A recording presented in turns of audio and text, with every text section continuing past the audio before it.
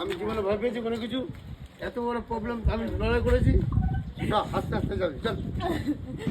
যেসব শাশুড়িরা নিয়ম নিয়ম করো তাদের জন্যই মনে হয় আজকের ভিডিওটা। চলো তোমাদের নিয়মের কথা বলি। এই যে এই মেয়েটা খুবই আজকে দুঃখী, এক হাতেই শাখা পলা পরে বিয়ের থেকে আজকে বিদায় নিচ্ছে। বাবার পায়ের যন্ত্রণা এবং একটা অ্যাক্সিডেন্টের তোমাদের সব ঘটনা বলবো, দেখতে থাকো ভিডিওটা। মেয়েটার কিছুদিন আগেই হঠাৎ করে একটা অ্যাক্সিডেন্ট হয় এবং হাত ভেঙে যায়। হাত ভাঙাতে তার হাতে প্লাস্টার লাগে এবং শাখা পলা এক হাতেই পরে বিয়ে করতে হয়। বিয়ের ডেট তো আর পিছানো যায় না, যেহেতু সমস্ত কিছু অ্যারেঞ্জমেন্ট হয়ে গেছে।